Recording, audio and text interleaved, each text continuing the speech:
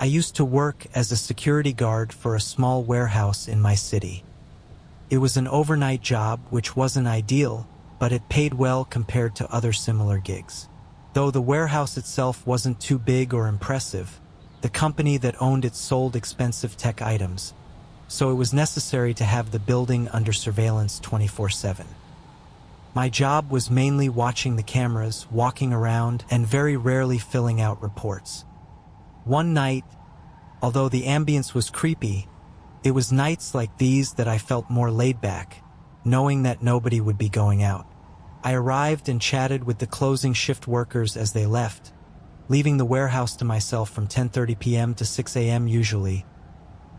The building was quiet with only a bit of creaking. About 2 hours in, I took a break from staring at the camera footage and got up to walk around the building for a typical security check. I went all the way down to the far end where most of the actual storage section of the warehouse was, then started walking to the other end. A soft beeping sound began echoing through the hallway. It was an alert coming from the security room. I walked quickly over and checked it, seeing that it was a latch sensor on the back door, indicating someone had tried to open it.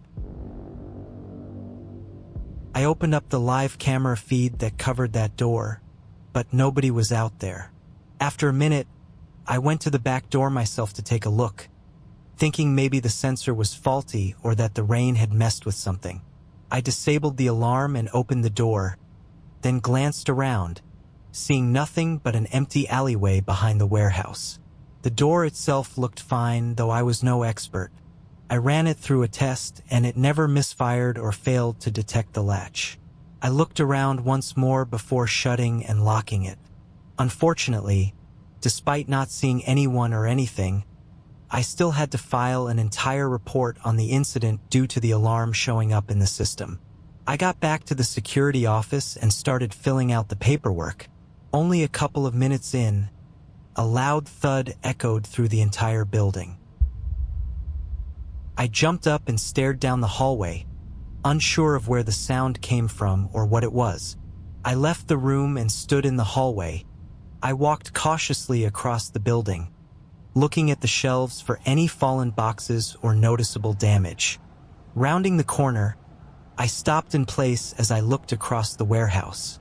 The front door was wide open, and on the floor, I could see the reflection of water puddles, likely from someone entering the building.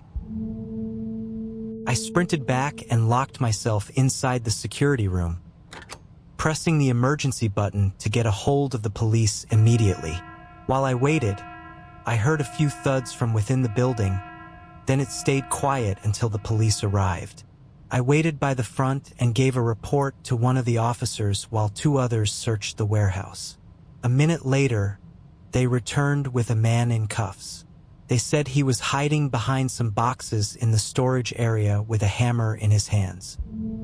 As he passed by, he gave me a cold stare that horrified me.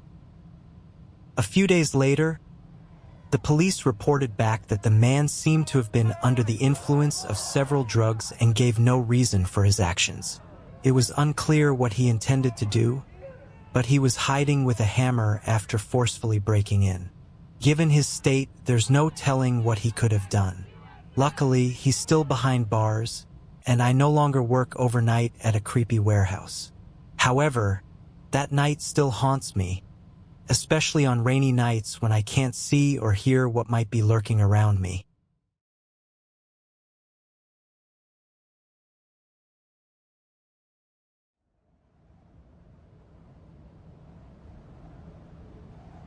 It was a snowy night when I pulled into the parking lot of the gas station, where I worked the overnight shift from 11 p.m. to 7 a.m. Despite having been at the job for several months, I really didn't like it. Finding another job was difficult, and the night shift suited my personal schedule best. Still, I went in tired every night and struggled to get through each shift. I parked beside the only other car in the lot, my coworker's, and went inside to relieve him. He left a few minutes later, and then it was just me for the rest of the night. My manager had left a list of tasks on the desk, but it wasn't much and wouldn't take more than an hour to complete. I decided to put it off as long as possible to stave off falling asleep. Around midnight, a car pulled into the station. I glanced out the window to see an old SUV parked by one of the pumps. Given the snowy, windy weather, it was unusual for anyone to be out driving. I returned to my phone, watching videos and not paying much attention until 10 minutes later when I noticed the SUV was still there. The headlights were off and the doors were closed, as if the driver should be pumping gas, but no one had gotten out. Curious and a bit concerned, I stood up and looked outside again. There was no sign of movement. If someone had been sitting in the car for 10 minutes with the engine off, they'd be freezing. I put on my jacket and went outside. The cold wind biting at my face. Approaching the SUV, I called out, "Hello? Anyone in there? Just checking to see if you're okay." There was no response, and as I peered through the dark windows, I couldn't see anyone inside. I backed up, confused, and noticed fresh shoe prints in the snow leading away from the car towards the side of the building. Freezing, I rushed back inside to warm up by the small heater next to the counter. I was only there for about a minute when I heard a loud thump from behind me. I spun around but saw nothing. Nervously, I walked toward the back of the building. On the floor were puddles of dirty water, like melted snow from someone's boots. A chill ran through me as I turned the corner towards the supply room. Standing in the dark behind one of the shelves was a tall figure with broad shoulders and a scruffy beard, staring right at me.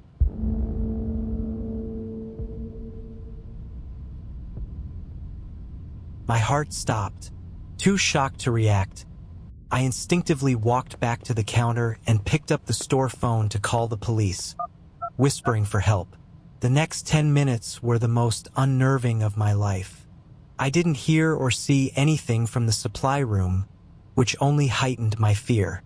When 2 police officers finally arrived, I quietly told them where the man was. They searched the room, but to my shock, they found no one. The man had vanished. Watery shoe prints surrounded the back door, and outside, fresh tracks in the snow led away from the gas station into a dark, empty field that stretched on for miles. The officers couldn't search the area at night, and even when they did in the following days, they found nothing. The SUV was impounded for investigation, but oddly, there was no history of ownership. Weeks later, I found myself working another night shift. Everything seemed normal until, around midnight, I heard a familiar thump from the back. I turned slowly, my blood running cold, and saw the same figure with the scruffy beard standing in the exact spot, staring at me again. This time, a sinister grin spread across his face before he vanished into the shadows once more. Who he was, what he wanted, and where he went remain unanswered questions. But one thing was clear, he wasn't just a man.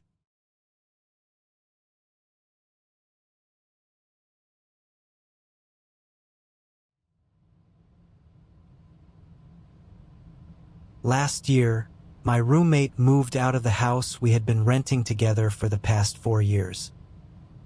Both of us had landed better jobs and were earning more money, so it was only a matter of time before one of us found a place of our own. After he moved out, I decided to stay in the house for another year or 2, enjoying the extra space. In early December, our area was hit by a series of severe snowstorms. My office allowed us to work from home during this time, so I set up my old roommate's bedroom as my temporary office. One day, while I was working, there was a knock at the front door. I left the room and went to see who it was. A man stood on the porch in a heavy winter jacket, not appearing to be a worker or delivery person, just an ordinary guy. I opened the door, feeling the chill of the snow and wind. "How can I help you?" I asked. The man smiled apologetically and explained that his car had gotten stuck in the snow next to my house and he didn't have a phone. He asked if he could borrow mine. Skeptical, I told him to wait a moment and closed the door. I went to a window facing the road and saw a small SUV indeed stuck in a snowbank. Convinced he wasn't lying, I grabbed a jacket and shoes and went back to the door. I stayed on the porch with him while he used my phone to call his brother, keeping a close watch to ensure he didn't run off with my phone. After a quick call, he handed it back and thanked me before walking away. I watched him get into his car from the window, thinking everything was settled. Later that evening, around 7, I remembered the man and checked on the car. It was still there, and I could see him moving around inside. Curious and a bit concerned, I assumed he was waiting for his brother. I made dinner and watched TV until about 9:30, then went upstairs to shower and get ready for bed.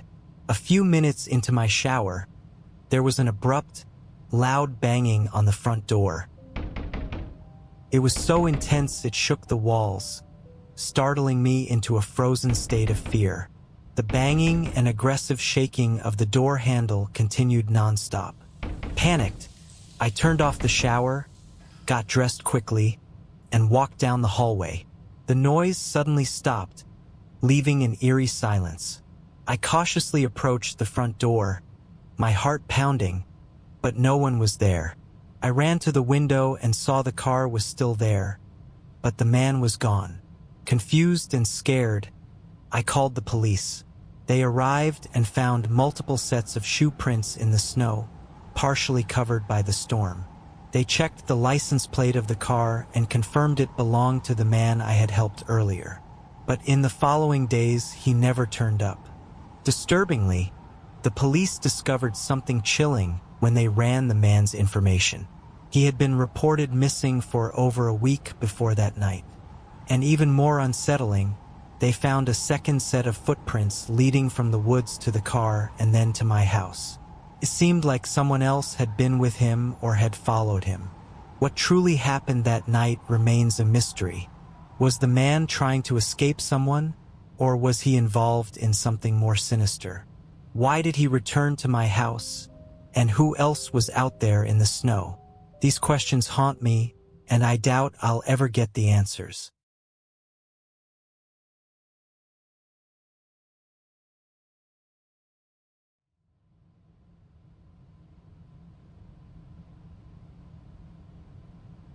It was January, and I was renting a winter cabin near an ice fishing lake. The cabin was small and bare bones, designed for people like me who enjoyed fishing or ice fishing. I usually brought a friend along, but this time I went alone, confident in my solitude. I had planned a 3-day stay with no specific agenda other than fishing by the lake. On the first day, after arriving and settling in, I brewed some hot coffee and relaxed by the fireplace in the single-room cabin. The bed, fireplace, and kitchen were all in one area. I fell asleep early and woke at 7 a.m. the next day, eager to head to the lake. It was a 10-minute walk down a forested, snow-covered path. Upon reaching the lake, I found a good spot, drilled into the ice, and started fishing. The tranquility of the activity was soothing, despite what others might think of it as boring. I spent several hours there, enjoying the peace, but as the snow started to pick up and the wind grew harsher, I decided to pack up. Walking back, I noticed a set of footprints in the snow alongside my own from earlier. They followed my path to the lake and then turned back toward the cabin. Unease crept in as I realized someone had been right behind me, perhaps watching me. I followed the prints, which led back toward the cabin before veering off into the woods. Confused and slightly nervous, I returned to the cabin and warmed up by the fireplace. The thought of someone else being out here in the middle of nowhere was unsettling. I made some food and stayed inside for the rest of the evening, reading by the fire. However, About an hour after sunset, I heard a faint crunching sound outside, footsteps in the snow. Moving to the window, I saw a figure near the trees, covered in thick clothing, making it impossible to discern any features. The figure walked toward the path, then turned directly toward the cabin. Heart pounding, I ducked down, listening as the footsteps approached closer and closer until they were right outside the wall. The shadow moved to the window, and I could feel the person's eyes on me. Suddenly, they tried to open the window. I jumped back, grabbing a nearby knife. After a few more attempts to open the window, the person ran off. I watched their shadowy figure disappear into the woods, the same direction they had come from. Shaken, I hastily packed my things and left, driving away from the cabin as quickly as possible. The next morning, I received a call from the local police. They informed me that another cabin nearby had been broken into and that the occupant had been found dead. The description of the footprints matched the ones I had seen. The person had likely been scouting the area, looking for victims. I realized with chilling clarity that they had seen me at the lake and followed me back, intent on something sinister. I narrowly escaped what could have been a fatal encounter.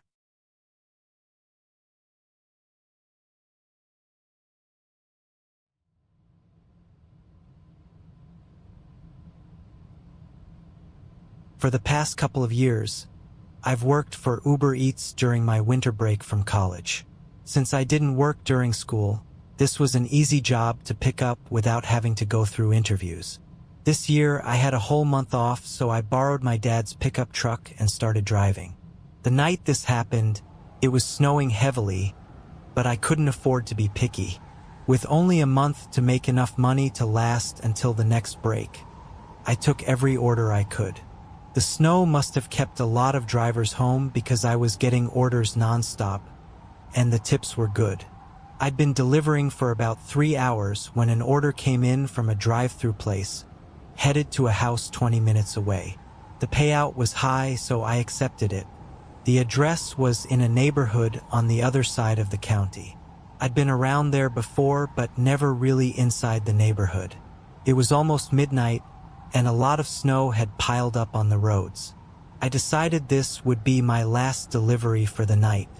As I entered the neighborhood, I noticed how large and old the houses were, each sitting on expansive plots of land.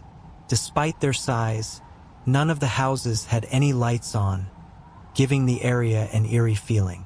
I finally arrived at the address. The driveway was buried under at least a foot of snow, so I parked on the street and trudged up to the house. Snow soaked through my pants and shoes as I walked.